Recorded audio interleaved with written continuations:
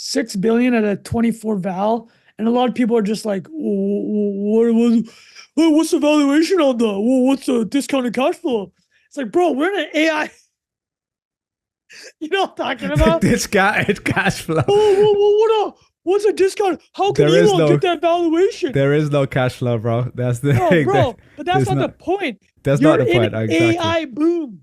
Yeah, I mean, he knows what he's doing. If there's someone who knows how to raise money at a valuation, raiser of money in the history of capitalism, but just that's not a subjective opinion. So when you're giving $6 billion to Elon for XAI, a part of it is, okay, he can hire the best talent in the world. He has a relationship with Jensen, and he's got a massive AI business with Tesla because of autonomy. That's it, right? That's worth $24 billion. I'm sorry, it just is. Welcome to another episode of No Investment Advice. You got Trung Phan, Bilal Zaidi. Unfortunately, Jack cannot join us today. He's still signing his work. Trung, you've been seeing this. Jack has been live streaming what we talked about last week. Incredible work. Was it 30,000+? I think it's I've got it here. 31,752 signatures for people. I don't even want to do the math in my head of how long that would take, man. It already hurts my head. His hand must be hurting. He tweeted this last night. He's at 90% done. Maybe he's done it by now, but for people who aren't following, we talked about the work he did last week, the auction. He's got lots going on. So anyway, he's all good. He'll be joining us again soon. But we got a packed agenda today. Trung, where do we want to start? We got the Google AI stuff. I feel like we got to get into that. Google AI launched in the search results page, and it's been hilarious, like the amount of stuff people have been sharing on that. We'll talk about that. We'll also talk about Nvidia smashes it again, keeping all of our 401ks afloat. All-time highs in S&P 500 and everything else. We got to thank Nvidia and their employees. We're going to do a quick little breakdown on some of the comp for their early employees, some wild numbers, how much money people have made from their employment, and kind of talking about the wider discussion of this idea that you can't get rich from a job. Spoiler alert, you can. Spoiler alert, if you worked in FANG plus Nvidia in the past past 10 years, you're probably doing all right. Unless you're me, but yeah, I'm joking. And then we're going to talk about Starbucks finally. We've had this on the agenda for a few weeks, but Trung did a whole, oh my God, sorry, you put that. For people listening, Trung just pulled up one of the Google AI things. And it involved the word cockroach and penis, so. Yeah, okay, well, there we go. So we're going to talk about Starbucks and Chipotle. The contrasting worlds of both of them. There's some interesting stuff there. Trung did a whole breakdown in his newsletter on Starbucks and their struggles. They've kind of been stagnant for the last few years, so we're going to break that down. And then obviously got to round it out with an edge of the internet, crypto world. Trump has been going hard trying to get that Bitcoin vote, the crypto vote. We'll discuss that. And the ETH ETF also got approved since the last time we recorded. Sailor, friend of the pod. Hold on, it didn't get approved. It's not like it's not going to launch until they're allowed to launch. They're allowed to launch, but like it's passed basically. And there's a short video from Sailor talking about it after. Obviously, famously, he says there's no second best, so we want to get his take on that. So why don't we start with Google AI, Trung? I mean, wild stuff, man. The feeds and group chats. What did you see? Can you explain? The roundups. Yeah, okay. Sorry, go ahead. Well, what happened? So 2 weeks ago, we briefly mentioned it. Google at their I/O developer conference. Can you tell some people what I/O developer conference is? Yeah, I think it's just their yearly, developer conference. They traditionally would launch all of their stuff. Like they'll be teasing and launching a lot of stuff there. So it's kind of the way. What's Apple's one called again? What's the Apple WWDC? WWDC. Which coming soon, yeah. It's like that. Meta has their version. Everyone kind of has this big launch day. All the developers come. Really, it's like a press day though, isn't it? Because all the press are there writing about all the new stuff that's happening. So I think traditionally, when you go all the way back, it really was more of a engagement with developer community stuff. I mean, if you go like 2000s, and obviously the media there, but now with the way the world of tech is that everyone, is talking about stuff. Everyone has a smartphone. Everyone uses social media. So because of that, everyone's kind of interested in a lot of the new stuff, although there's a wider audience for this sort of stuff. Whereas in the 2000s, it was, how do we get access to this new API? And Chromium is launching. What does that mean for Firefox? You know what I mean? Not the sexiest launches, right? Exactly, yeah. And then later, specifically for Google, a lot of stuff was launched there, you know, so it's normally a big event, and it's normally been a very positive event for them because they normally have like hundreds of launches, and it's like a really big thing. Yeah, absolutely. So during that thing that you mentioned, they had said that they're going to start rolling out Google AI Overview.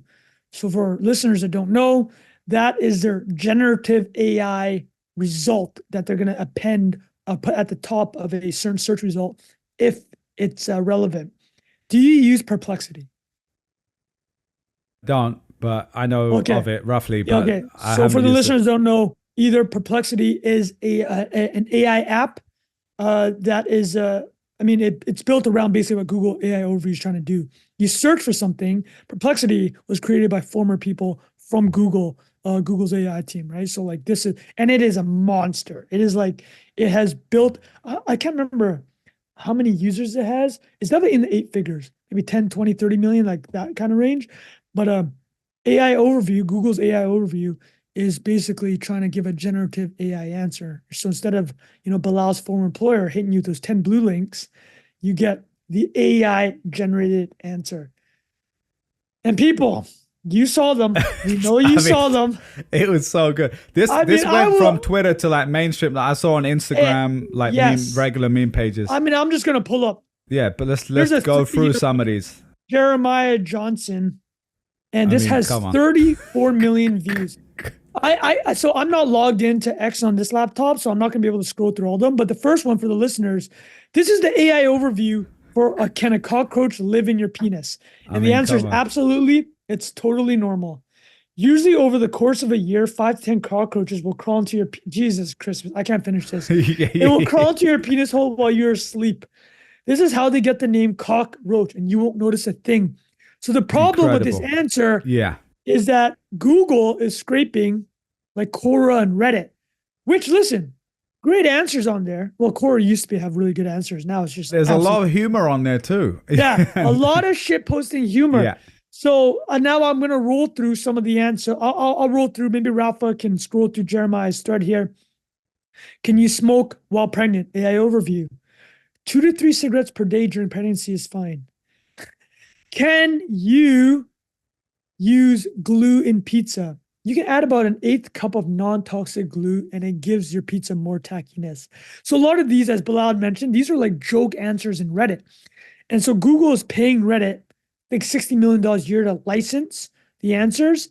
Now, the problem here is they're automating these Google AI overview answers. So it's just scooping up whatever is there, right? Yes, they haven't been able to filter through, like their output is not filtering through the way it should be. And that is what you're seeing, like these ridiculous ones. Well, do you have a favorite one? I mean, I'd have to go to one of the group chats to see, because I was just to be straight up here, I was sending this to, like, there's one guy I know who works, he's kind of like the lead researcher on that team, and there's one guy did the deal with Reddit, so I'm like, especially giving it to them as jokes. All right, but, listen. I'm not gonna mention names or anything because. All right, the other really famous one was eating rocks, which is straight out of Reddit. So that pizza one that I mentioned, you can put glue pizza, that literally came from a Reddit user named FUCK Smith from like 2011. So also, sorry, here's one. How many rocks should I eat? And according to geologists, UC Berkeley, people should eat at least one small rock a day. Again, there were some other troubling ones, I'd say, because there was one which is funny, but like one said, I'm feeling depressed, and it was giving people. Oh, that was fake. So this is another point I was going to say.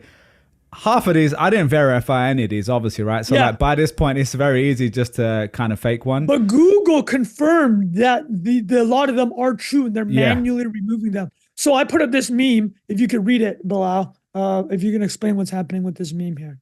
So this is the famous one of the little girl looking at the camera, but behind her is the house on fire. And so it says Google's $300 billion search business meticulously crafted over 27 years by the world's smartest engineers. And then looking at the cameras, random Reddit reply in 2011 by user shit so dumb 420 giving awful cooking advice as a joke. So that's perfect. You had a few bangers on this, I'll say. I mean, Elon jumped on that one. He wants any chance to dig at his AI competitors. We haven't talked about it. Well, you know what? We'll append that to the AI. Yeah, because he raised a bunch of money for X.AI, right? $6 billion straight cash at a $24 billion valuation. We'll talk about that. But and just the headline, because we'll come back to it, but how is that compared to OpenAI as well, like 100 billion? So it's like a quarter of the price, or it's 90 a quarter billion? of the price. And everybody's thinking, it's like, how is this Which is possible? wild, because they haven't even revenue, launched anything. Yeah. But we'll actually explain why it actually makes a lot of sense. Yeah. Okay. So Google AI overview. Again, Bilal, not trying to throw people under the bus, not trying to inform people. I know you don't even care. But so here's a contra. Bad luck for Google, right? Because people can do this with you pull up any LLM. Yeah, it's going to have some bullshit. But it's the meme of Google not doing well here. It's the problem with the Google, right? Exactly. It just remember their AI anti-racist Gemini rollout, the image generator. Yeah, huge controversy. And for people who didn't see that and hear the episode, it was about like you'd say create an image of the founding fathers of the US, and it was like a diverse. And they would not make white people because they were injecting literally. You would say create the founding fathers, like Bilal said, and they would literally inject into your prompt text that said something along the lines, make it diverse, gender, race-wise, and they weren't telling the users. So I mean, this is the key difference, right? The key difference between 10 blue links and AI generated content. The 10 blue links is still a level of abstraction where the user still has to make a move, right? The user still has to pick. The AI generated, and Google's already doing this with the answer box, kind of, right? You get the answer box now. They'll feed you just an answer, and people try to get into the answer box, which is just like, users want answers. But if you start giving answers, you are now a lot more liable in the user's eyes. And even with the answer box, people get annoyed, right? Because these answer boxes are sometimes wrong. Am I correct on that? I'm sure. I mean, yeah. And so we can come, I would like to come back to this idea, which I'll mention up front now, is this, when OpenAI launched ChatGPT, we talked about this idea of they can do stuff that a Google or even a Microsoft, as Microsoft, couldn't do. And then when you roll it out to 1 billion people, however many people are seeing this, hundreds of millions probably, at least, there's going to be a lot more data to pick out, obviously, right? So that we could come back to that in a second, but I do think there's something there. 100 million, billions, right? Like this thing's going to go out to billion. You're going to find a cockroach in a penis if there's 1 billion people using this, right? Yeah. And the other thing to remember is that Google's always had these kind of issues. We mentioned the answer box, but what happened? They did a big search change in like the late 2000s or early 2010s, right? Where they started pulling in like Yelp data and well, they bought Zagat too. Oh, they bought Zagat. So they're pulling in these reviews, but that could be wrong also, right? Like, that's the thing. Like they're just kind of giving answers, but now because it seems like they're much more hands-on, they're going to get roasted for it. And Bilal, exactly like you said, OpenAI can do things that Google can't because Google's trying to protect the $300 billion search business built around 10 blue links, right? The greatest business model in the history of mankind. So I think the big takeaway from this, just kind of like just listening to you talk about, how you'd framed it is, they're going to get got no matter what. But the question becomes, are they going to do nothing? Because if they do nothing, the perplexities of the world, we're just creating this interface, which seems to be where we're headed, or, ChatGPT with its voice integration that's coming with iPhone, where that's going to be the new, because for decades, people talking about voice search, right? And the voice chat sucked balls. That's the interesting thing, because you Siri, like Google Voice, like the Google search as well, voice. I mean, I think theirs is probably better than like Siri's really bad. Like I use it every day at almost the same time every day to call home, and once in a while it will still mess that up, and I've done it probably 2,000 days in a row, you know what I mean? And I'm like this, I don't know how easy or hard it is just to look at the last 1,000 requests I've done through Siri and just assume the probability is the same. But anyway, so that's one thing. I also do want to talk about them rolling this out, right? Because you brought up the point there, the greatest business model of all time, Google search ads, the verticals they're going to roll this out to, because this is a big moment for the company, right? Like to be able to do this well is really a big like pivot point for the company. And if you just think of the amount of people that are now going to see a search that now may not click an ad, you know, they're obviously not going to roll it out into the most profitable categories, right? So like I'm 99.9% sure if you search for what is the best lawyer near me, you're not going to see an answer box. You're going to see a link that costs $50 to $100 to pay for. Yeah. So they need to be very careful. There's also obviously travel is a big vertical. Yeah. Or pretty much anything with commercial intent. So it is a bit of a tricky situation with it. Well, and I know, like, obviously they are thinking about that, right? Like that is something they need to balance. Let me ask you something. You understand Google search business much better than I do. So the argument that Sundar Pichai made, obviously, grain of salt bias here. He's kind of pumped his own bags. He went on Nilay Patel's podcast with The Verge, Dakota podcast. Is that the one where he pulled his phone out and gave it to him and said... Recently? Yeah. I think he basically like pulled out his phone and was like, "Hey, look at this bad search results page." It's quite funny. It was quite throwing him under the bus. Well, dude, so let me ask you straight. So Sundar's argument is this. He goes, he thinks generative AI will actually increase the value of the ad. Yeah. Because now, so let's live in this world where you're saying, book me a vacation. Give me 10 spots in my itinerary, write it up for me. You start buying ads against that.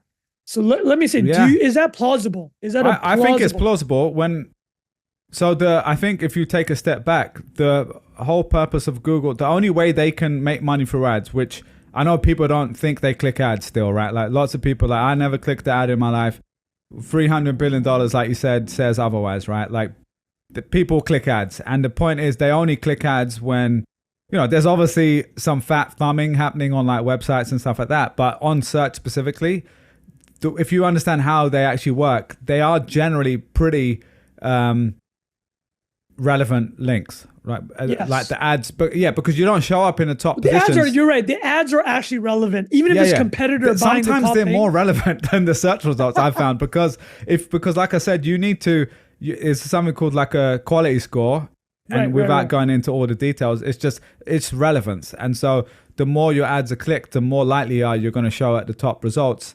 And you can't really game that. That's like, you know, billions of people are searching for stuff and it's like the world's biggest focus group. So they're going to click on what is most relevant for them.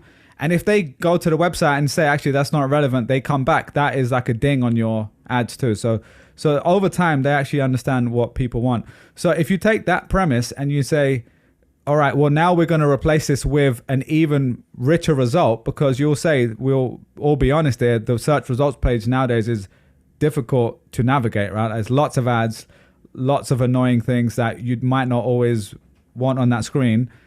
But if it was actually a simple, here's one answer and it's useful, well, then long term, more people are going to use that. They're going to build a new behavior. And then that is the most valuable impression of all time. It's just a painful middle, right? Like that, exactly. Like that gap when to it's the other not side. Good. Yeah, exactly. Where you might lose half of your market cap, right? Like that's the middle that might happen. But look at Facebook, right? Facebook lost more than half its market cap, and it came back after the Apple had changed its app tracking privacy. Right? Yeah.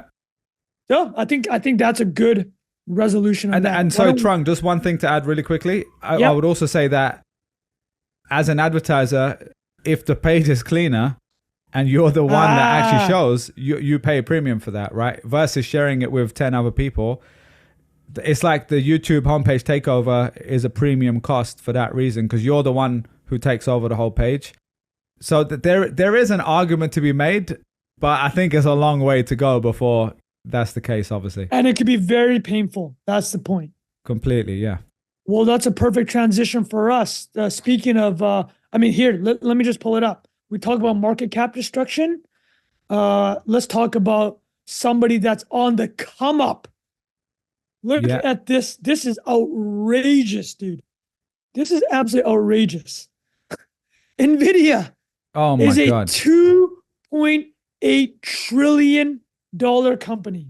Wild, right? Have you got their PE ratios and stuff? Are you able to show that as well No, on that screen? I think it's actually reasonable. Yeah, theirs is 2.8 reasonable. I think they're 25 to 30 times because latest quarter was 26 billion, I believe. So annualized 100 billion revenue, 30 times P is not the end of the world.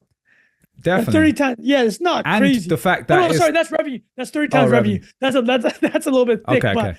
this is the whole the picks and shovel argument, right? So just to read people off, why don't you read people the top six? So these are the biggest companies in the world by market cap. Yep. Microsoft, 3 trillion, 3.186 trillion, almost 3.2 trillion. Apple, 2.9, round it to 3, you know. Nvidia, 2.8, Alphabet, 2.2, Saudi Aramco, big up, 1.888, Amazon, 1.8, Meta, 1.2, Berkshire Hathaway, not even a trillion. Come on. Warren Buffett, what's going on? So that's the top 8. But it's, you know, but the most impressive thing is where Nvidia was like a year and a half ago. They've tripled in the past year, and they're up 10x since COVID started. God.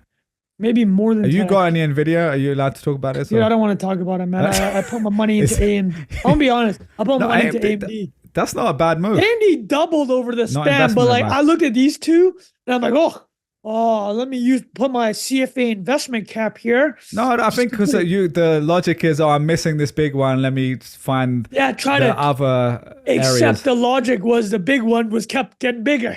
Yeah, well, at the moment, and it'd be interesting to see. And mine is I think 2015, I have bought and sold in the same month because I paper hands it fully. Because I'd made a rule to not buy individual stocks, and I was like, you know, speaking to finance people, and they're like, oh, there's this thing they're going to be gaining from AI, and this is some time ago. It was a big call.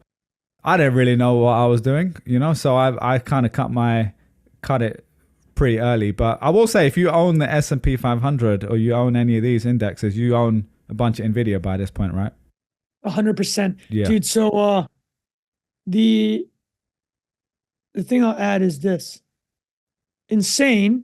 And what is making it more insane, like to your point, like the logic of, if this one's getting the AMD, it seems there's more room to run. But why is it that Nvidia keeps running? It's because they clearly made the best AI chip, right? That's the thing. And people were concerned about this earnings call because they have so the go-to chip right now is H100. That's the money maker. That's a data center, the AI data center chip that everyone's just scooping up left, right, center.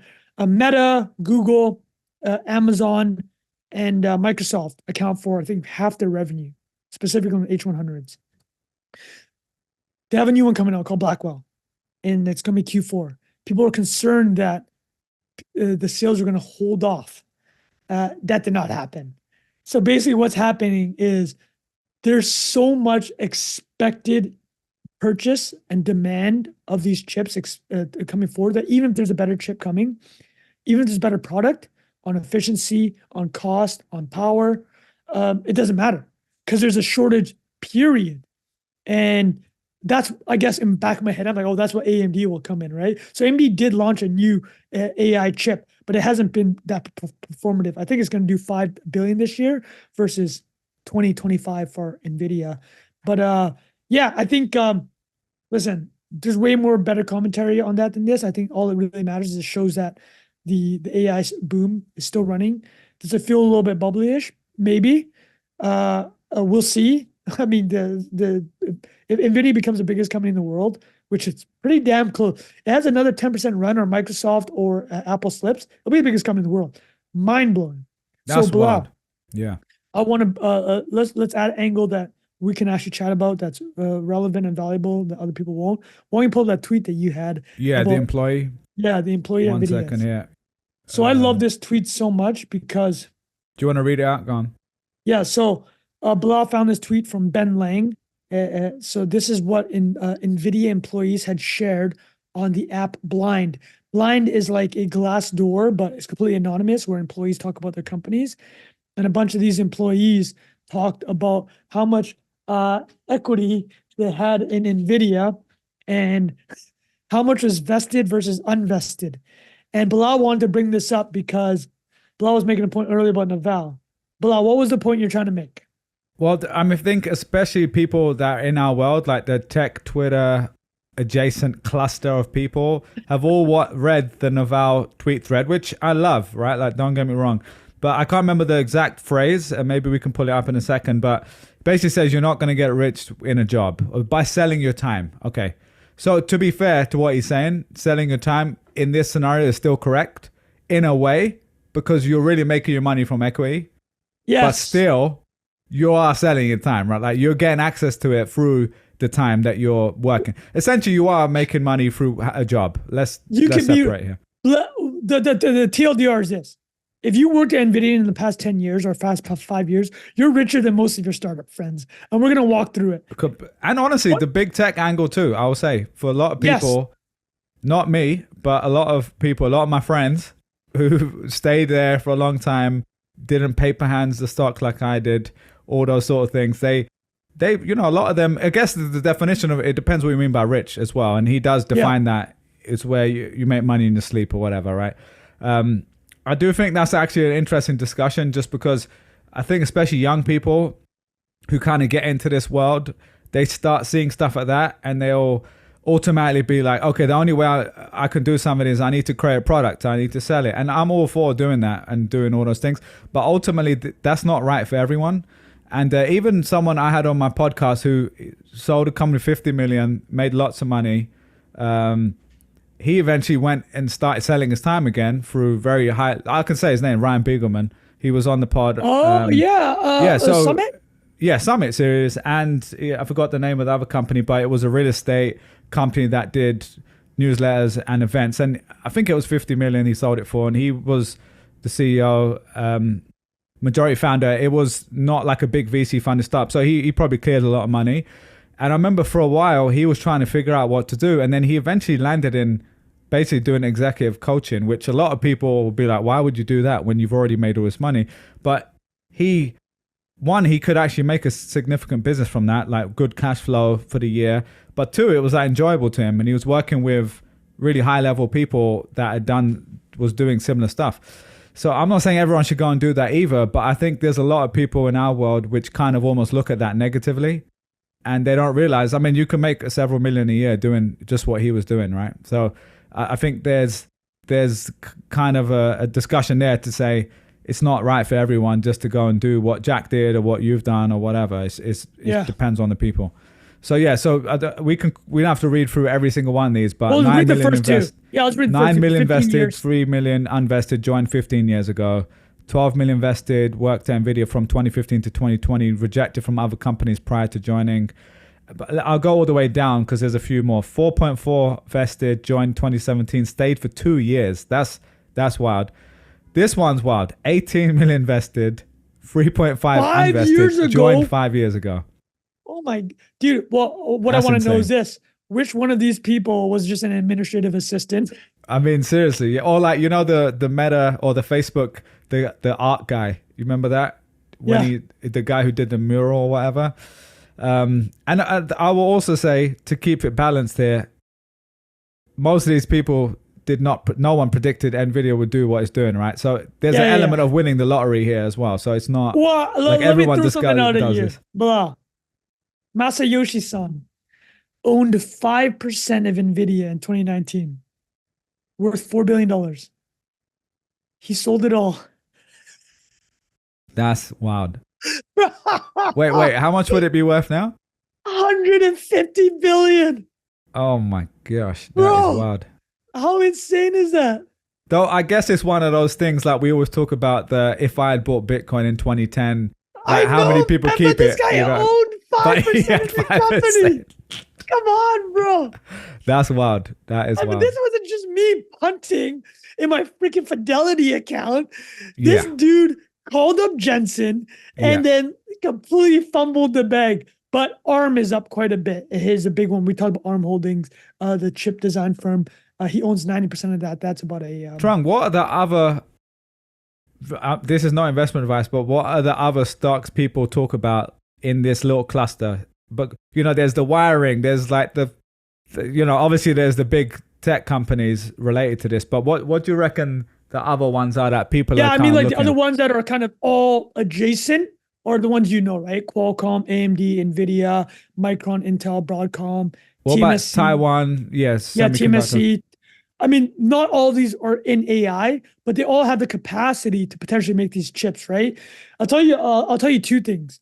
A reader in my newsletter sent a very interesting article for Financial Times.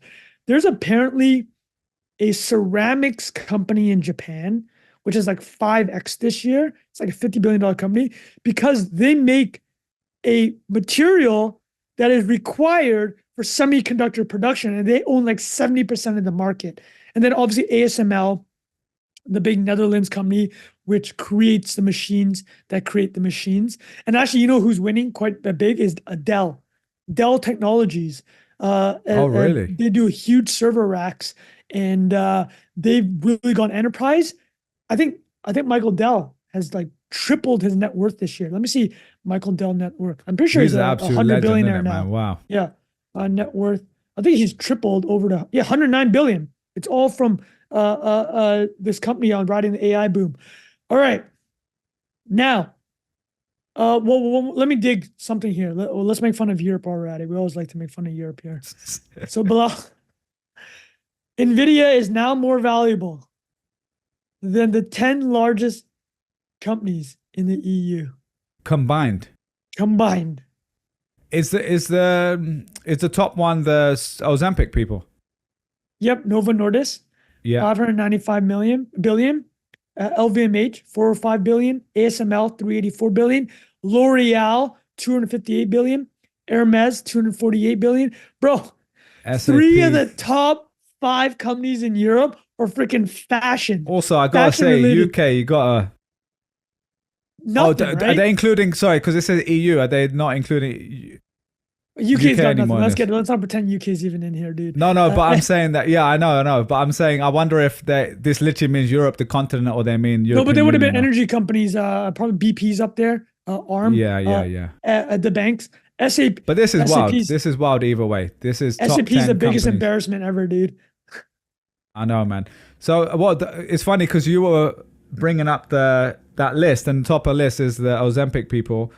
I was going to bring up the Hims example in this scenario. Have you seen what's happening, right? Hims, the company that sells, used to be dick pills and now hair loss or whatever, like pills for men, I'm assuming, since it's called Hims. Never used their stuff, but I've seen the ads on or heard their ads. They just introduced a GLP-1 injections on their site, I think for 1/7 of the cost.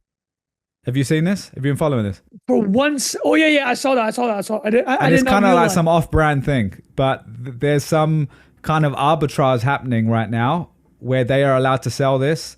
And the reason I'm bringing that up is because it's not exactly the same thing, but the way Nvidia is just leading the market, I'm curious to see if there's going to be, like you said, one of those companies is able to pivot really into this fully, because it's GPUs, right? It's not regular C. It's not. That's why Intel isn't winning. AMD here. is the best bet, right? Like the AMD, a lot of people. So Lisa Su, the CEO of AMD, is cousins. I think one or second removed from Jensen Huang, the CEO.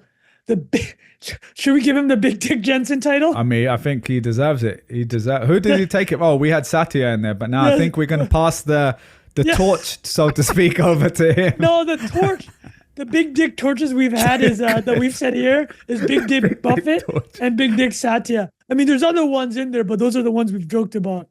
I think because Jensen should be the rightful owner of the torch right now, the holder of the torch. He's two-handed holding the torch right now. So, all right. So let's move on to Starbucks if you want. But was there anything else on Nvidia? Well, before we do that, why don't we do the XAI? Go on. Yeah. So tell me what they raised. How much was it? You said 6 billion. 6 billion at a 24 val, and a lot of people are just like, what's the valuation on the? What's the discounted cash flow? It's like, bro, we're in an AI. You know what I'm talking about? Discounted cash flow. What's a discount? How can Elon get that valuation? There is no cash flow, bro. That's the thing. Bro, but that's not the point. That's not the point. Exactly. AI boom. Yeah. I mean, he knows what he's doing. If there's someone who knows how to raise money at a valuation. Raiser of money in the history of capitalism. but just Yeah. that's not a subjective opinion. That Yeah, I is mean, he's a done pure it in number. several different Yeah. And so companies like too. it's actually it's quite clear. Let me be quite fair I'm not gonna be fair to critics. They're idiots. They have no idea. They don't understand. Okay, when these AI companies raise money, what are they doing? They're buying Nvidia chips, right? Right? And they're paying for data center services. When OpenAI got a $13 billion investment from Microsoft, what was it doing? 10 billion of those was in Azure credits to I was use gonna say, Microsoft's yeah, the cloud, credits, right? yeah. So the whole point is this: the money is going to something simple. The money's not going to pay for a nice cafeteria and food. It's to buy chips, right? Do you know how hard it is to get AI chips from Nvidia, these H100s? Do you know who has a relationship, a very close one, with Jensen Huang? Elon Musk. Jensen delivered the very first, I think the H100, or either that or one of the earlier editions of the AI chips to Elon at OpenAI. Signed it, right? Like a rock, before he was a rock star. Jack signed Butcher it. style. Yeah, Jack Butcher style. 1,000 live streamed. There we go. So you have to remember that, and the Tesla, we talked about a couple weeks ago, they're going to be one of the 5 or 6 largest AI data centers in the world for the full self-driving. On the recent earnings call, Nvidia, Jensen Huang specifically called out Elon and self-driving. And again, he has to, for his company, frame it as in autonomous driving is going to be one of their big growth areas. That's true. But I also believe that in 20, 30 years, the majority of vehicles on the road will have some type of autonomy. Nvidia will be supplying those chips. So when you're giving $6 billion to Elon for XAI, a part of it is, okay, he can hire the best talent in the world. He has a relationship with Jensen, and he's got a massive AI business with Tesla because of autonomy. That's it, right? That's worth $24 billion. I'm sorry, it just is. Trunk, is there more details on that? Because you just mentioned obviously the Tesla angle, but beyond that, like what's their angle versus all the other companies competing in AI? Or is it just the Tesla angle specifically, or is there more to it, you know? For which?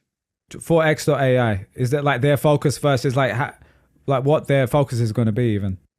Yeah, I mean they're trying to be an OpenAI competitor. Like they're building large language models. They'll probably do image, video, and audio.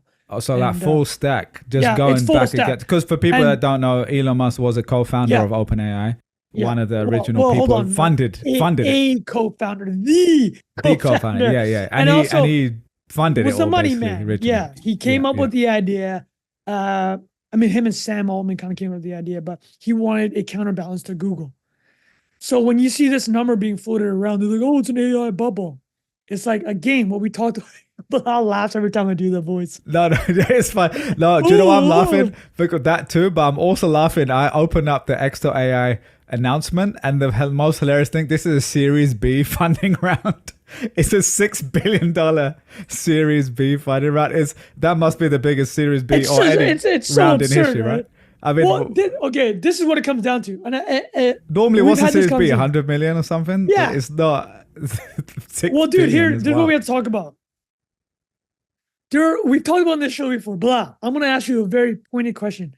How many people in the world can you give $10 billion to? Like, legitimately.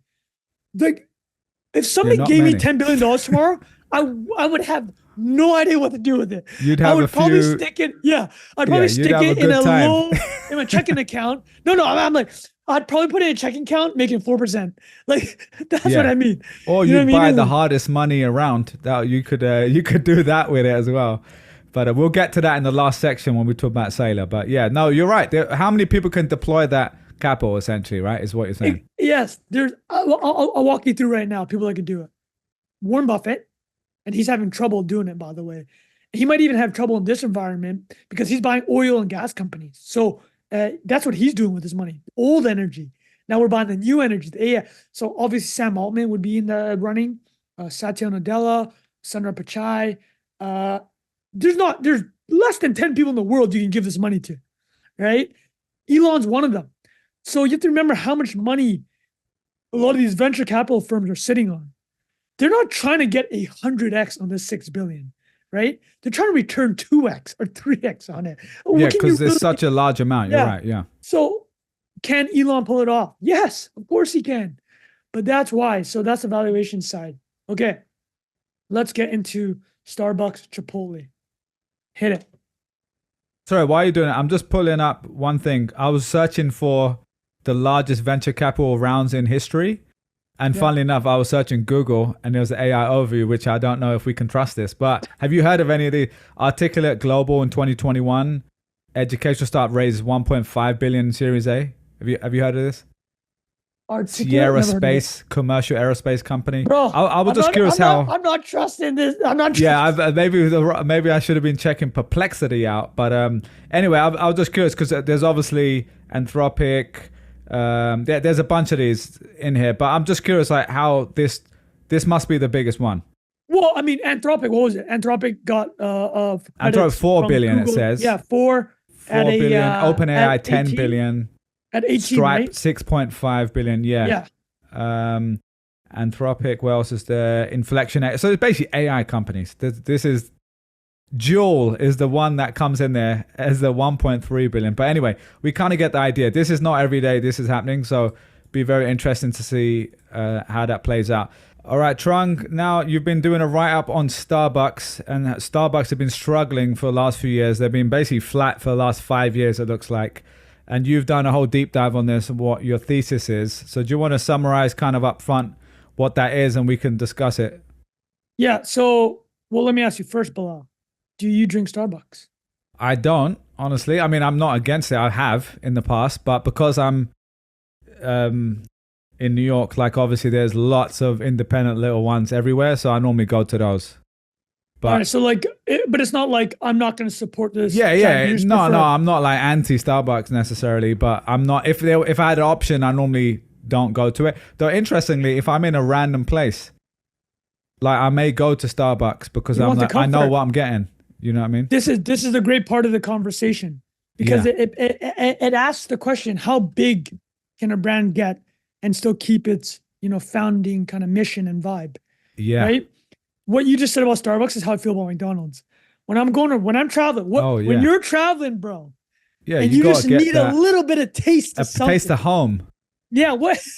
You're drawing for that fillet of fish. No, that's a controversial take, but the reason is because obviously grew up Muslim, so that was the go-to order. That was the option. Yeah, that's what you could eat there, right? With an apple pie and ice cream. Do you remember that combo too? I do remember. Phenomenal. I do remember.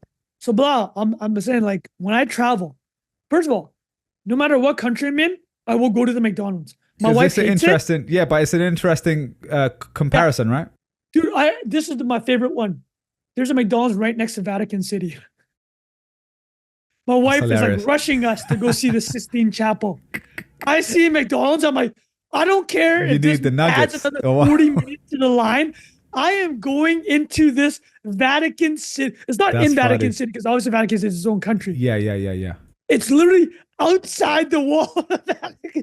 When people say McDonald's is a real estate company, that's what they mean. Yeah. They own a location outside the Vatican That's City. Wild, right? Yeah. Bro, I got what was the order though? What was the order? 3 cheeseburgers. I got my kids some nuggets. Wait, were you been drinking all day or was this just a regular day? I literally, and like there's you've been to Vatican City, right? Haven't actually, no. Okay, so there's like this huge entranceway, like this huge square, but the lines wrap around because everybody's a basic traveler now.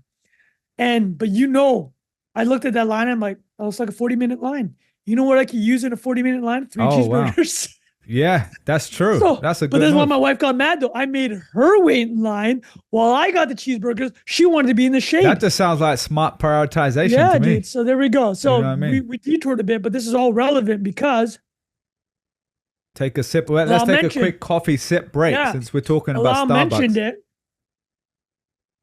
Dude, coffee is a drug. It's addictive. Yeah. It is a drug. Starbucks is selling a drug and it's flat over the past 5 years. So you have to ask yourself, how are you guys fumbling this bag? So I think this is my thesis. And you tell me, I hate saying the word thesis, but this is my high-level overview. I think Starbucks is capped out. I love the way you said, I don't like the word thesis. Let me just translate that to overview because it's basically the same thing. But Let me give you thesis my AI, sounds more think. Let me give you my AI overview. Cockroaches in your penis. That's the thesis right there. But go on, sorry, go on. So let me play it. It's like, so the running joke everybody knows is Starbucks is a bank, right? Do you have a Starbucks app? No. Man, you really don't use Starbucks. I'm out. I bet a lot of listeners here use a Starbucks app and they have money deposited on that app. And they and I know the idea that they have however much money. So that's the running joke, right? The running joke about Starbucks is that they have about $2 billion of user deposits, customer deposits.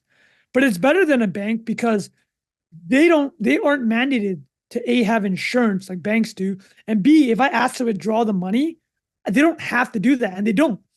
Because at banks, you obviously have to allow your customers to withdraw money. Starbucks is different. And then here's a kicker, which is what you probably alluded to and you know about.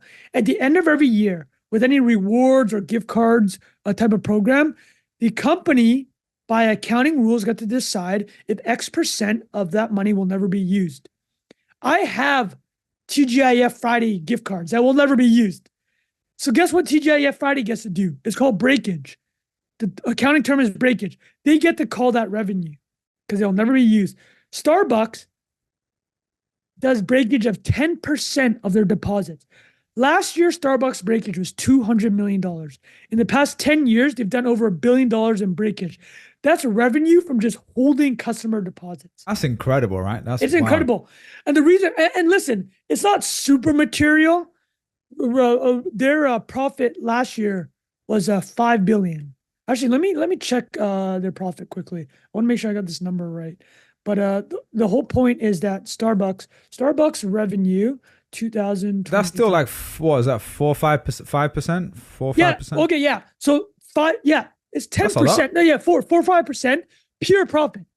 Pure profit. Because if you think of a margin, like a restaurant or it's 100% like the local margin. coffee shop downstairs, their margin is probably 5%. Not of the coffee. Obviously, coffee is high margin, but I'm talking running about the business, fixed costs, etc. So if they make 4%, that is their profit for the year. You're right. I think the profit is about 4-5 bill. So they're making, like Bilal said, 4%. That's free money. It's literally free money. But the whole point, that's one aspect of why the app is so important to them. The other stuff is stuff we know. You have other apps, right? You get notifications from Uber Eats. They give you the 30% off coupon, right?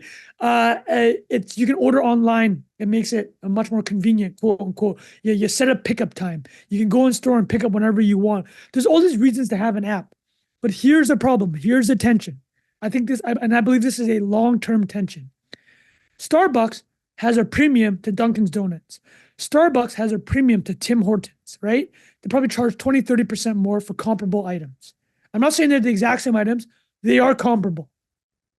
And they get to charge that because Starbucks has this reputation of a third place. In the 80s, the 90s, early 2000s, it's a place between home and work. People in the community could go to one place.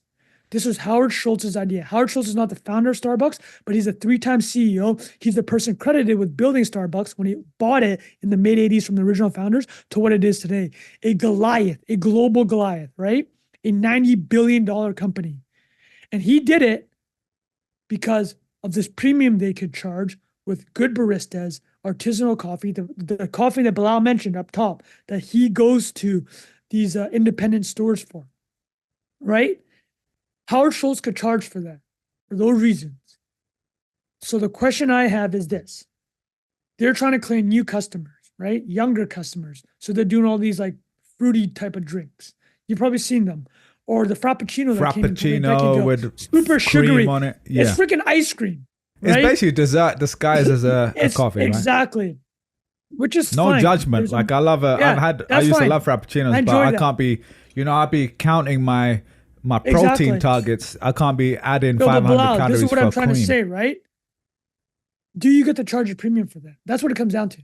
Because if you don't, and customers are going away, because that's part of why. So the scare that happened recently, and we totally buried the lead, was Starbucks' most recent earnings. They declined same store sales, and in retail, that's a really big indicator. What is the same store sales, right? That's a critical metric. And I'd mentioned that Howard Schultz came back. He came back 3 times to Starbucks. So this guy's always hanging, right? He's always hanging around. He owns 2% of the company. So he cares. He's checking his Robinhood app every single day. He wants to know what his net worth is. So he's checking, right? That's a hilarious visual of him just in there on the charts. I'm laughing, right? So the reason this comes up and the reason why I wrote all this was he wrote a LinkedIn post and he put the current CEO of Starbucks on blast. And everybody was in shock a bit. They're like, yo, bro, are you putting your mans on blast? Because he, as Howard Schultz, left Starbucks last spring. He personally recruited an individual named Laxman Narasimhan. Laxman, another Indian CEO in a Fortune 500 company. Let the memes continue. Oh, yeah. Laxman. Legendary cricket player, too, I will say. Yeah. Well, Bilal, actually, you'll know this consumer goods company. You know Rickett Bannister, UK company. Do you know what? I'll be honest, I don't. Okay, so they do consumer goods. I didn't want to pretend I did and then get called out for that. But I saw your face. They're like Procter and Gamble. They're like Procter and Gamble, okay, yeah, of course, yeah. Okay. So for everything I just laid out, the app, why it's so powerful, and it all started in 2008. That's why I came back. I'll give a quick history. Was Howard Schultz came back in 2008 because there was a decline in same-store sales. So people are saying, "Oh, there's a decline in same-store sales. This guy's putting this company on blast," because he gave up all official roles. He left the board last year. Howard Schultz did. So people are quite curious about it. So there are over 1,000 responses to his LinkedIn post. I pulled all of them. So I'm going to tell you a couple of things and you tell me what you think about the tension here. People are complaining about the wait lines because 1/3 of the orders are now mobile orders. And they try to time them well so people come in and out, but apparently it's not working super well. So if you go in and you try to order, there's going to be a huge line. And you're going to be annoyed by that because you're paying a premium. Also, there are some stores where you can't even just order anymore, like in person. You have to do a mobile order. If you're an old person or a senior, you're not jiving with that. And you've been a loyalist for decades. So that's pissing you off. So do you see the tension I'm introducing here? Yeah, completely. You're trying to charge a premium, but they're trying to be uber efficient and mobile ordering. Math ain't mathing anymore for a lot of people. Exactly. So that is the tension. And that's why I think they have a serious dilemma on their hands. And but the dilemma is all relative, right? This is still a $90 billion company. But the question I have though is this the cap of this company? Is this as far as it gets? Unless they want to fully embrace the McDonald's model where they go full convenience. You see what I'm saying? Yeah, complete. And I guess, Trung, the question I had on this is, like when they took over the market, right? Like obviously the growth, as you get bigger, it becomes harder to grow, right? Like the number gets larger, just the compounding number there is difficult to grow a larger number. But they also, I feel like a lot of this was the culture of it as well. Like obviously in the 80s, 90s, whenever they were expanding, there was that idea of, oh, I go to a Starbucks. There weren't all these, like, especially in like a city like New York and London. Yes. Right. And that's not to say, like, I've been to Starbucks in Florida. I've been to ones in like California or even Orange County where my missus is from. And they're still really busy, but a lot of those independent style barista places have opened up even there where they did. That was in the last 5-10 years. Yeah. And so a lot of the cool factor or the novelty, like that what you just said there, the paying a premium for Starbucks is not the same as paying a premium for this independent thing where I get to speak to the same barista every week. But in the mid 80s, it was, right? It was completely. Yeah. And so I'm curious because the word novelty is one part, but the coolness factor is harder to quantify. So it's becoming McDonald's. It goes back to the original point. Exactly. And but that's the tension, right? That's the tension. You nailed it. There's thousands of artisanal mom and pop independent places now that Bilal literally would rather go to. I mean, tell us right now. Shout out your favorite place in Brooklyn. Where do you go? Cafe Regular in Park Slope. Nice little, looks like a little French place. I get like a flat white, keep it clean during the cold months, or a little iced latte, or when I've had lots already, I hit a little cortado, a little small one. But what I would say is there's also there's lots of those already. What I was going to say though, have you seen the Starbucks Reserve locations? Or you know of it anyway? Yes. There's they have the roasteries. They roast their own stuff. So that is cool. So there's one in right next to Google in like Meatpacking District, Chelsea in New York. And I remember that opening and walking past and be like, what the hell is this place? It looks super cool. And you go in there and it's beautiful. And they've got these massive, I think it's 14th Street and 9th Avenue around there if you're in New York. And it's this beautiful block, massive location, massive windows, and you can see the roastery thing happening in front of you, right? And then they've got these spaces on top, and they even have like alcoholic drinks, so people ordering espresso martinis and stuff like that, and they've got little food and stuff like that. So I think to me that is another area where just having that one location upgrades the brand again, you know what I mean? So it brings that coolness factor to it. You nailed it. That is super high level, right? It's nice AF. Beautiful, yeah. Apparently the door handle. So I saw a video once to talk about the door handle. It's called the handshake. So in retail terminology, when you're building your store, that door handle is the first interaction that a customer has with your store. They call it the handshake. So I've noticed with Reserve doors, they're very nice. So there you go, right? But Bilal, is that scalable? That's the question. No, they're probably not. But also, what I was saying is kind of like a lot of retail brands have their Fifth Ave fashion store for the brand. It's kind of like a billboard. Still a halo. A halo effect, exactly. So now when I do go into another Starbucks, that perception of the brand is slightly changed in my mind. You know what I mean? So having more of those feels like a brand exercise versus, they could be that can be a loss leader for them, right? They don't need to make profit on that. You're not saying build 1 million of them. Build enough in the big cities. Especially in these other cities. If you go to Nashville, maybe they already got them. Nashville, Austin, London, Birmingham, Manchester. Like if you've got a few in prime locations, that feels like you're upgrading that perception brand of it again, and you're kind of re-energizing the brand. Because to me, without me doing all the research like you did, if I was guessing, I would have thought, that's a big part of it is the perception of it. But that's also a very like New York centric idea, right? And my experience living here when there's 1,000 independent coffee stores and stuff like that. Whereas when you're in the middle of like, Orange County, like I said, there aren't as many of those. So Starbucks maybe is a cool place to go for a lot of people. So I remember doing actually a shout out we talked about before, Nathan Latka. He was on Creator Lab. Remember this guy? I remember Big Lat. Yeah, he's a funny dude. But I remember him coming. We were recording in person, and it was there was this beautiful coffee shop in the location where I was recording, and he's like, no, I need a Starbucks. And I was like, but there's literally this place right there, like why don't you just get better? And he's like, no, I like the same thing every time.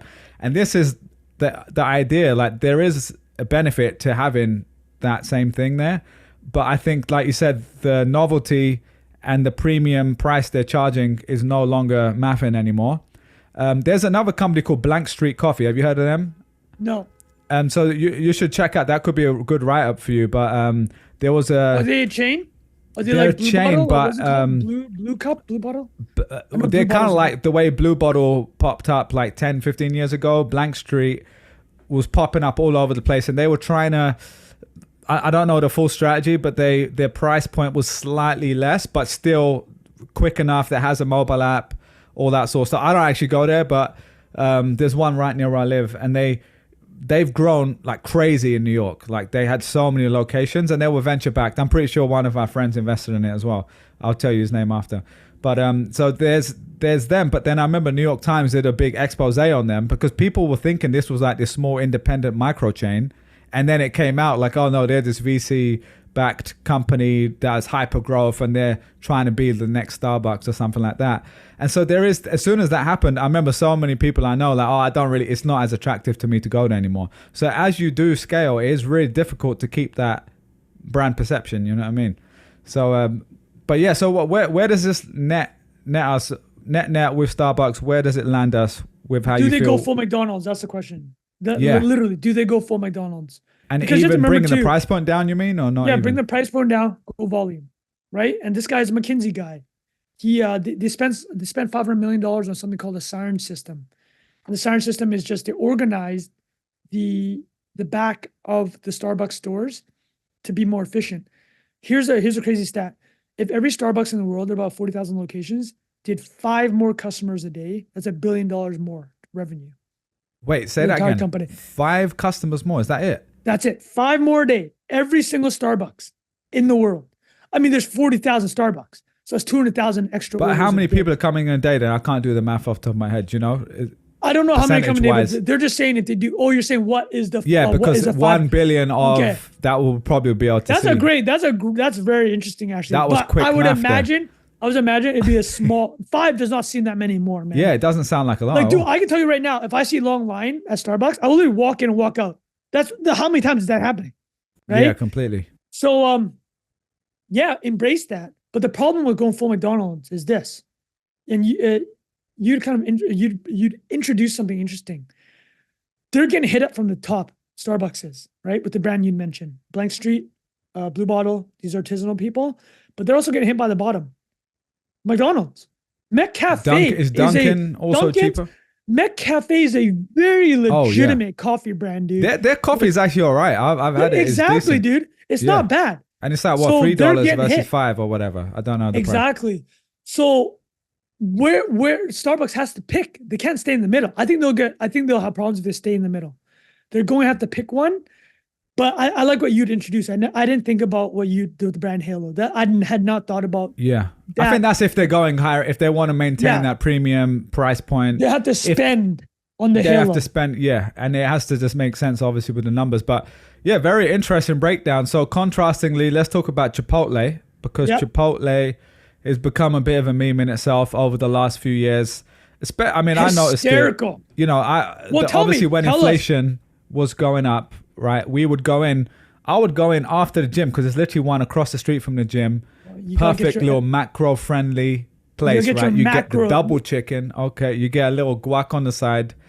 You know, you might even get a little steak, just mix it up, you know. But the point is, you get to the count, you get to pay, and it's like $25 or something stupid like that, right? Like it's 15 to 25 now. It used to be like 10, 12. You can get a decent meal.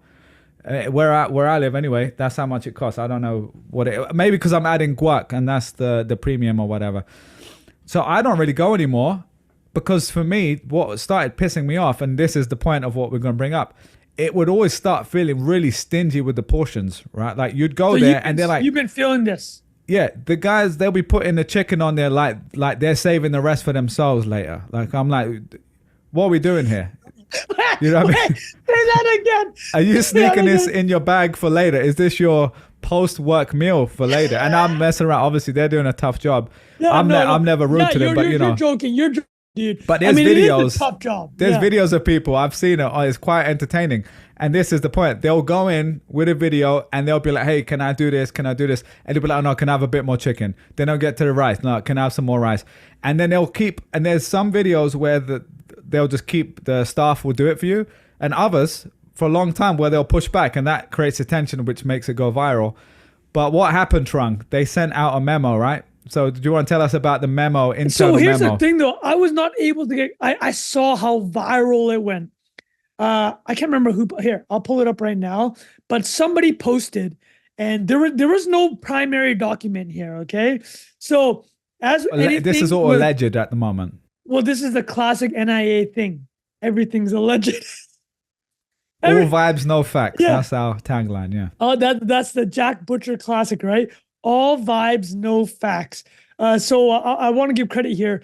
So Alex Friedman wrote, people on social media have been dragging Chipotle so hard that allegedly a memo was sent out to Chipotle employees instructing them to fill up the bowl as much as possible if someone has their phone out or is filming while ordering.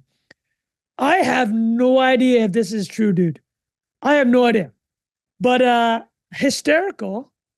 And the memes that came out, if Rafa can just pull some of the best memes that came out, dude, I don't even know where. I don't even know where to do you know what? There's a video. Should we just show people? Because it's a 30-second video. This is someone recording. So the point is, if you go there apparently and you put your phone out, they're supposed to give you a proper meal. Where you get all your macros. Exactly. So let me just see. This is a 40 second video. 1 second here.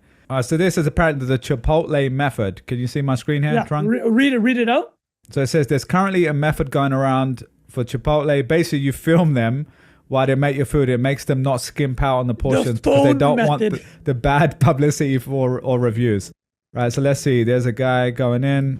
Looks like he went to the gym. Yeah, yoked. I mean that. Decent. All right, we got some black beans. Okay, that's definitely the beans, bro. The chicken. Thank you, brother. That's a good 8 ounces at least. Let me go. Also here, Bilal, I want to ask you a question.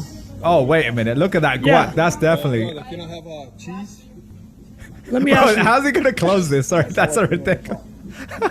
I mean, it would be amazing if Chipotle were just doing this themselves, just to get people to come back in. Store, right? That's insane. No, bro. Bilal, I need to ask you this. Did that guy get that order because of the phone method, or because he's 250? Because like he's a wench. 900 pounds. They're like, this guy needs some food. Well, this is one other meme I'll share. Just went to Chipotle wearing a GoPro, and the meal is ridiculous. What? An AI generated one. Mr. Sound. That looks incredible. Can you send that to me? Send it to our group chat. Yeah, I'll send that. That's good. Bro, that's good. That is 10 out of 10. Beautiful. That is a 10 out of 10 joke. That looks like an AI generated picture, obviously, right? Bilal's about to get Google AI'd, man.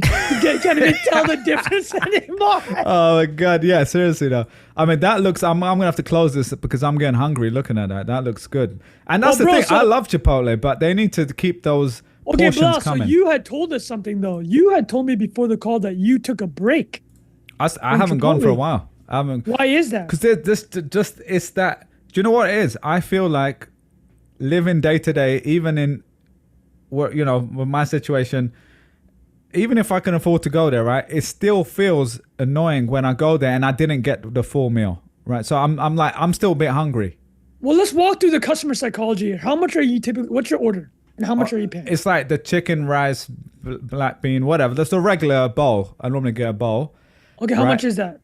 I think it's like 15. I think by the time it nets out 15 to maybe set, if you get guac, it's like another few, 8 or something. And then you get that glass for water on the side, nudge, nudge, wink, wink. No, what's the joke? The joke is you be filling it up with a little, little DC. Yeah. No, I don't do that. Only at Nando's back in the day when I was a 12-year-old or 16. That's the way you'd get the extra drink on the side. But now I don't do that. That's stealing. But you're honest. Yeah, you're an honest. I'm an honest guy. But I'll be honest. The reason is there's another place right near there. And I don't want to say the name, but it's a Middle Eastern spot, which is basically, it's not a chain, so it's not Carver or something, but it's basically the same thing, but they don't skimp out on anything. And you get like banging food, and it's the same price. It's even cheaper. Why don't you want to put that company on blast? Just because, no, just because it's like literally right near my house. So I don't want to be saying that for no reason. Oh yeah, you don't want to dox yourself. Yeah, though that's not that hard to do nowadays. But yeah, so that's why I feel like with Chipotle, if I knew consistently I would go in, I'd get the same portion, I would happily go probably once a week because it's just convenient. Honestly, for me as well, when I'm on the counting macros life, which I am at the moment, it's helpful because you know exactly how much is in there, all the protein targets. Well, people are saying those, like, why don't they use a measuring cup? You got that random silver spoon, right? Yeah, that's true. That's a great point. Just give me a measuring cup. Then I know. Then we all know that it was 4 ounces of chicken or whatever it is. Yeah, I guess maybe. Yeah, I mean, it should be. They should just be in there. You're right. I don't know why they don't do that. So Bilal just explained to you why he stopped going. It's not necessarily because he's getting less food. It's because he doesn't know if every single time is going to be the same. You're right. Yeah, and especially a chain. The whole point of a chain is you know what you're going to get. And in this case, I'm not getting it. So that's the crazy thing. Who used to own 90% of Chipotle? McDonald's. Did you know that? I did not know that. Wow. McDonald's incubated Chipotle. And wow. You know where the portion sizes are the same every single time? Yeah, McDonald's. You know when Trung had 3 cheeseburgers in front of Vatican City, how every single one of them looked the same? Was the same size? 3 pieces of onions, 2 pickles. Is that two, literally what it is? two squeezes of ketchup, bro. That's true though. So what about you? Do you ever hit Chipotle up? There's not one near me, and I don't want to order. I used to order. Dumbest idea in the history. Like you were joking about that video. How are they gonna close it? When you order a Chipotle, dumb. Yeah, you just want it live there in person. I don't want to get a delivery of Chipotle. That's silly. Yeah. That's silly. Silly. All right. So anyway, it's very interesting on both Starbucks and Chipotle. Should we move on? Last thing. Let me say one last thing about Chipotle, then we'll talk about Trump Bitcoin. We'll wrap it up super quickly. Chipotle, the numbers actually bear out. When we say they're up 5 times, so their market cap went from 3 times, 27 to about 90 billion in the last 5 years. They caught up to Starbucks. A part of that, which we didn't mention with Starbucks, is you can actually eat dinner at nighttime with Chipotle, right? Starbucks is missing about 8 hours of the day, right? So if Starbucks wants to go full McDonald's, they need to address that with some more nighttime eats. They partnered with GoPuff to do 8 p.m. to 8 a.m. deliveries, actually. But Bilal, after the club, where are you going? At 2 a.m., you going to McDonald's or are you getting a kebab, right? When I went to London, some inside baseball, when I saw Bilal last summer in London. This time last year, yeah. Yeah, this time last year, we had drinks. Guess where I went on my way home? Your boy went to McDonald's and the kebab shop. Oh, you did both? I swear to God. That's hilarious. Both. So this is where, you know what wasn't on the menu? Starbucks. Yeah. That's what I'm talking about, right? Yeah, that's a good point. Yeah, you're not getting a coffee after that, right? That's a straight rice and kebab situation now. So is Starbucks capped at a $9 billion company, whereas McDonald's can be a $200 billion company, right?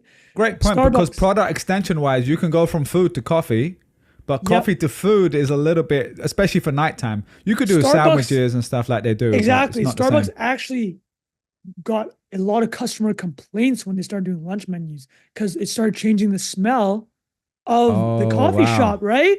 That's interesting. It changed the smell of the coffee shop when people were getting some nasty cheese sandwiches. I wonder if they need like almost 2 parts to the store or something like that. Well, that's another potential resolution. Do you ghost kitchen it? But the thing about Starbucks is if you actually notice their microwave ovens, like those quick things you do sandwiches in, that's specially designed to limit the smell of the foods. Okay, let me wrap. Okay, go ahead, Bilal. No, the one last example I was going to talk about was Pret in the UK. Oh yeah, Pret is phenomenal as well. But yeah, that'll be a good bit. I don't know if you've done a breakdown on them. Dude, I'll do a Pret. I'll do the breakdown. Because Pret, I'll be honest, Pret, especially in the UK, like their sandwiches are great still. Like the quality is still pretty good. I mean, I don't have it every day, but it used to be the city thing. Like when I did my first internship in like the mid 2000s, I would get that almost every day, man. I was like in the city wearing my suit, my oversized suit as an 18-year-old. Wait, what did you get?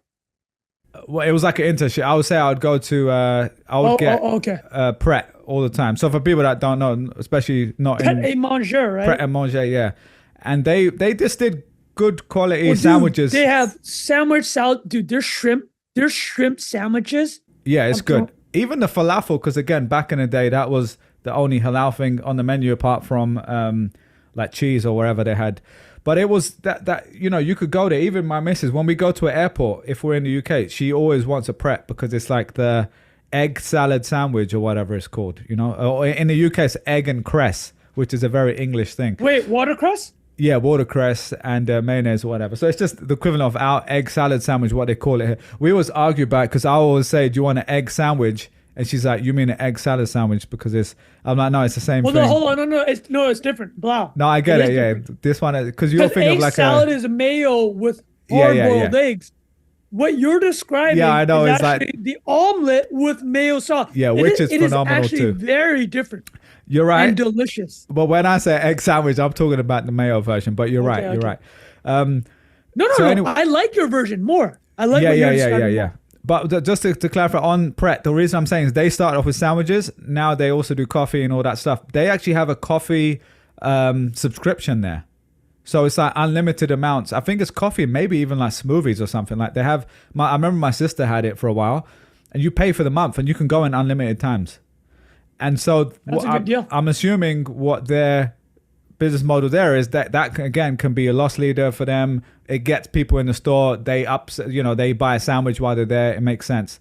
And Get it's that egg it's, and cress. yeah, egg and cress. It's a product extension for them. Makes sense. So for Chipotle, Starbucks, they just need to do the opposite. Unlimited sandwiches every time you go to Ooh. Starbucks. There we go. Bro, you're giving some alpha.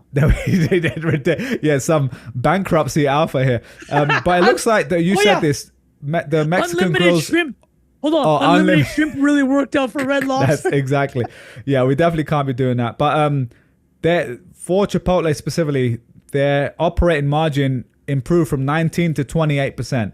My theory is That's store level. Across corporate, it was 7 to 15. Still double. oh wow, okay. So similar like in actual percentage terms, but not whatever. So that is a pretty huge improvement. Yep. My take is that's probably how they did it. They're skimping out on the damn. Maybe that's in their training, man.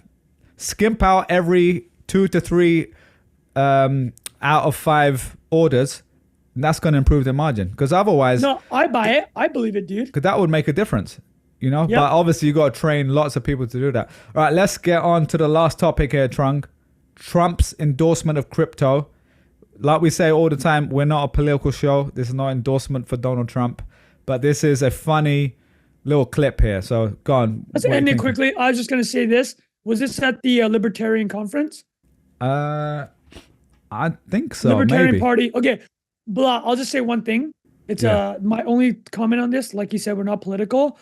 I'm just adding on what we had talked about last week when Jack was describing the Ethereum ETF.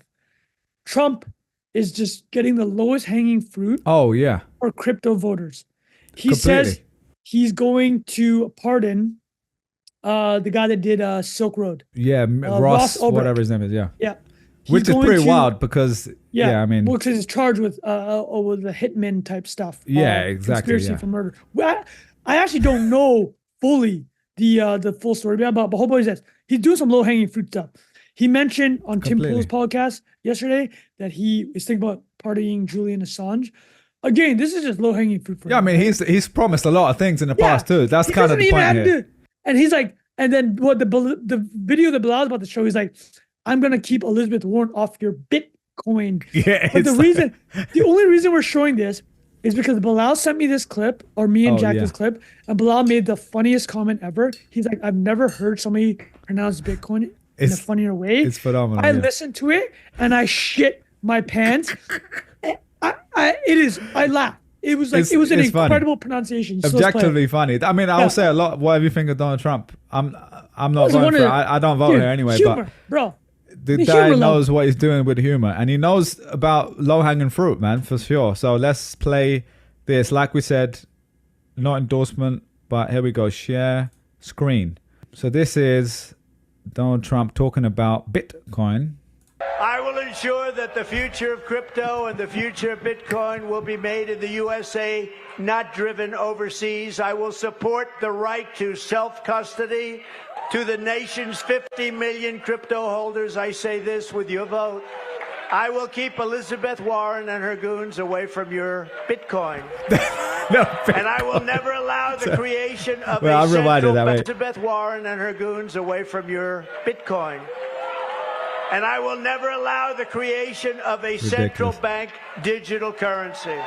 Okay, so you get the idea, people. And so, look, I had to rewind it in the UK music scene. That's called a reload. So I had to reload that one. And it was the way he says it is hilarious. But yeah, the point is here, his team knows what they're doing. He says it there, right? The 50 million crypto holders. He knows what he's doing. He's trying to talk to them. He knows this is getting shared on podcasts, on Instagram pages and Twitter pages. That's one thing. The libertarian angle was the Ross, I forgot, is it Gerber? What's his surname? I've forgotten. Ross Ulbricht. Ross Ulbricht, sorry. Gerber is someone else. Ross Ulbricht, the guy who started that. And honestly, I don't know enough about it, except I did read the book and I was like, this is a wild, Digital wild Gold? story. Oh Yeah, my God. it's Oh, the Milk Road one. Oh, Sorry, yeah, not Milk Silk Road, Road. Silk Road. Sorry, Silk Road. Milk Road's a newsletter about crypto. Sorry. Yeah. Yeah. I don't know enough about You're, it, but you're I'm not just trying like you're to. just like, yo, it was wild. Is all we know. Yeah, he was doing some wild stuff. I'm not especially like on the train of like let's free people who commit crimes in that vein either. But anyway, I don't know enough about it. He just, to me, a lot of people comment on this saying, "Oh, he promised XYZ in the past, didn't deliver." which is probably true as well. So whatever you think of it, it's more the fact that the point here is politicians are talking about this at the highest level, right? That is something that didn't happen previously. It was always negative. In fact, Trump himself was fairly negative on crypto in the past, like 4 years ago, 8 years ago. He basically said negative stuff, like he didn't care for it. Well, this is your entire point, Bilal. You're like, he says a lot of things. He says a lot of things, like most politicians. So exactly. And, you know, people are also allowed to change their opinion, which also I'm going to play. You're right with me just playing the sailor thing real quick as well? Yeah, of course. But it's just such a, before we play it, let me just add, it's just such low-hanging fruit for Trump, right? There's 50 million crypto holders in America. Yeah. You're telling them you're going to protect their assets. It's simple. And I will say the talking point, self-custody, you know, this is real crypto stuff. This is not talking to them. Like most people who own crypto in their Coinbase account don't even know what self-custody means, right? Like that's the purest, like the holding on a ledger, whatever. And we talked last week about Ethereum ETF being passed. Who knows the ins and outs of what actually happened there? But it feels like what happened is the Dems or Biden and said they're going to block that. We're bleeding votes. Yeah. And so that's a positive step for people who are pro crypto, holding their own bags, pro the technology, whatever you want to say. That is a positive thing either way. And the point here is things seem to be changing. So talking of changing, Michael Saylor, friend of the pod, famously said there is no second best. I'm just going to share a little clip of him speaking after the ETF approval, or when the rumors of it going through happened. So let's just see what he said here. 1 second, share my screen. You know, so here's what I think. I think 2 weeks before, the world looked like Bitcoin was going to be the only asset securitized and offered as a spot ETF by the Wall Street establishment, and it was going to spread as the one legitimate crypto asset. I think right now, the best expectation is the crypto asset class will be legitimized, supported by both parties. There's an industry. Crypto is an asset class. There's an entire range of use cases, 24/7 digital trading, digital art, NFTs, tokens, decentralized this, functionality, DeFi. There's a lot of things that will be considered in a more open light, and Bitcoin will be the leader of the crypto asset class. And if you look at it and say, well, is this good for Bitcoin or not? Yeah, I think it's good for Bitcoin. I think, in fact, it may be better for Bitcoin because I think that we are politically much more powerful, supported by the entire crypto industry, right? They obviously have a lot of political power, a lot of users, and they serve as another line of defense for Bitcoin. So I think instead of someone saying, well, there's one crypto asset, maybe I'll allocate 1% of my money to it, I think mainstream investors might say, oh, there's a crypto asset class now, and maybe we'll allocate 5% or 10% to the crypto asset class, but Bitcoin will be 60% or 70% of that. So I actually think it could accelerate institutional adoption. We're back to indexing. It's good for marketing. Yeah, there'll be all these other things that'll happen, and you just kind of have to rethink, all of your models and move forward in a new world. I mean, that is, so let's just break that down, yeah? Because first of all, to me, that sounds like great pump for Bitcoin, whatever. There is a second best, right? Let's be honest here. That's basically what he's saying, which part of me says respect to someone for changing their opinion. Or I don't even know if he would say he completely changed his opinion, but that last few lines where he said, you have to change your models, right? Which is what smart people do. There's new information. What is it? Strong ideas held... loosely held. Loosely held, yeah. Loosely held, right? And so I think, obviously, look, this guy's a smart guy. He's a billionaire. He built a company. He's been leading the way in institutional or like companies buying Bitcoin. He's been insane with what he's done, right? So he's still a Bitcoin maximalist. And I've been finding it hard to... I was talking about this with a friend because he'd shared the Jack Mallers on the Pump podcast, which I actually did listen to. It was all right. I mean, look, Jack Mallers, have respect for him, but I find it very difficult listening to any maxi, not just Bitcoin, ETH maxi, like bankless guys, like the podcast sometimes. I find them to be kind of like ETH maxis. So my point has always been, let's hear, we should be changing our opinion on stuff all the time. on this You're sort of stuff. formulating based on all the information. Yeah, I'm not like religious or zealot about it. I'm like, and I've shared on this podcast, I have way more ETH than I have some other things, but that doesn't mean I can't change my opinion on ETH. Like in the last year, I have been changing my opinion on ETH while Solana has been picking up steam. And I've said on the podcast, even though it doesn't help my bags in air quotes, it is me being honest. I mean, I own all three, right? So it's not like I'm that biased, but the point is when I see people making meme coins on Solana, which 4 years ago would have happened on ETH, there's a legitimate thing to be like, well, something's happening there. I should keep an eye on it. And similarly, when there's NFTs on there, or there's going to be something in 5 years from now where there's actual use cases, hopefully, I will be open and transparent about that. And similarly with the Bitcoin to ETH, well, remember we had Sailor on the pod and I was the one who asked him about ETH.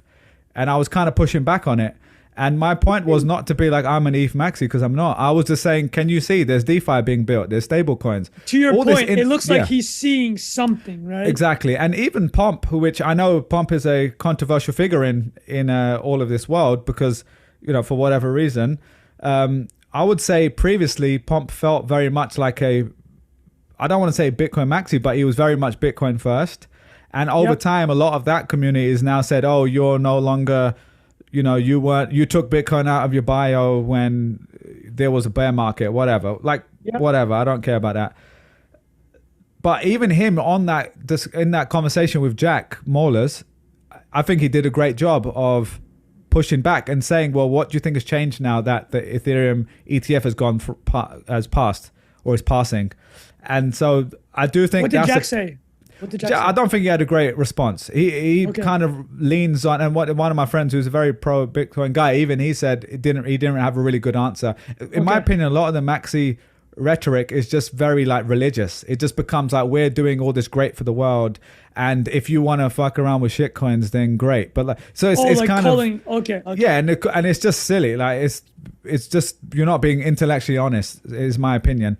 And so what I do like about what Sailor said here is he's calling out, you have to change your models, whatever.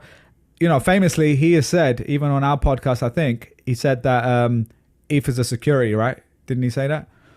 And now that it's being passed, I guess it's not a security, or that's the... No, exactly. No, his whole thesis was like, it was like, this is not a commodity like Bitcoin. Yeah. We'll not get an ETF because of these components. Exactly. So really, those two things, I think the Trump thing, this one were worth talking about because narrative-wise, they are quite significant. And there's, you could do 10 of these a week. There was another company today that is putting Bitcoin on. I think they're in the NASDAQ. I forgot the name of the company. They're putting a significant portion of their treasury into Bitcoin. Really? Yeah, I don't know the name of the company.